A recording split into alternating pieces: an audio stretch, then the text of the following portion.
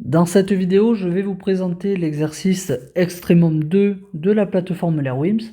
Dans cet exercice, on considère une fonction du second degré, petit f, qui est définie par son expression factorisée, à savoir f de x égale 3 que multiplie x moins 2 que multiplie x plus 6. Le but de l'exercice va consister à compléter la phrase qui est à l'écran. Il va en particulier falloir choisir si f admet un minimum ou un maximum. Il va falloir déterminer également la valeur de cet extrémum et la valeur de petit x pour laquelle cet extrémum est atteint. Alors pour répondre à toutes ces petites questions, nous allons représenter la parabole qui représente la fonction f. Et pour cela, nous allons effectuer un petit rappel sur la forme factorisée d'une fonction du second degré. Je vous rappelle que la forme factorisée d'une fonction du second degré s'écrit toujours sous la forme f de x égale a fois x moins x1, facteur de x moins x2. Avec x1 et x2, les racines, c'est-à-dire les antécédents de 0 par la fonction f. Alors nous allons réécrire l'expression f sous cette forme. Donc vous remarquez que dans l'expression f, nous avons bien des facteurs, mais malheureusement le troisième facteur x plus 6 s'écrit sous la forme d'une somme. Et je vous rappelle que d'après l'expression du cours, nous devons l'écrire sous la forme d'une différence. Nous allons donc ici transformer un petit peu cette écriture. f de x est égal à 3, facteur de x moins 2, et le x plus 6, je vais devoir le réécrire sous la forme x moins 6. On a donc ici la forme du cours. Vous remarquez que le premier facteur, c'est-à-dire le coefficient petit a, est égal à 3. Dans le second facteur, c'est-à-dire x moins x1, nous avons x moins 2. Si bien que la valeur de x1 est donc 2. Et enfin, dans le troisième facteur, x moins x2, nous avons dans l'exercice x moins 6. Si bien que la valeur de x2 vaut moins 6. Ainsi, les racines, c'est-à-dire les antécédents de 0 par la fonction f, sont 2 et moins 6. Je vais donc placer ces deux antécédents de 0 sur l'axe des abscisses. Donc, moins 6 est ici et 2 est ici. Je sais donc que la parabole va passer par les deux points sur l'axe des abscisses que je viens de tracer en rouge. D'après le cours, je sais que la parabole est symétrique par rapport à la droite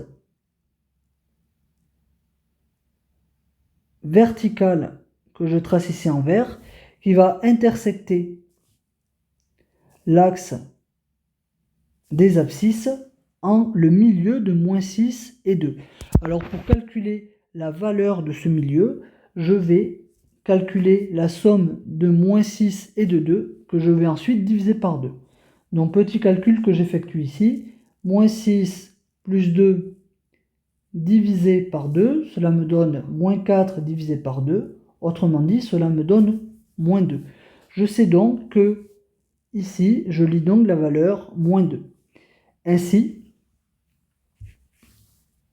la parabole est symétrique par rapport à la droite verticale d'équation x égale moins 2. Enfin, comme la valeur de a est égale à 3, qui est un nombre strictement positif, je sais que la parabole représentant la fonction f est en forme de sourire. Je vais donc tracer une parabole en forme de sourire qui passe par les deux points sur l'axe des abscisses tracés en rouge et qui est symétrique par rapport à l'axe en vert. Ceci va me donner une représentation comme ceci. Alors, je vais peut-être un peu mieux la tracer de manière à visualiser un peu mieux la symétrie de la courbe.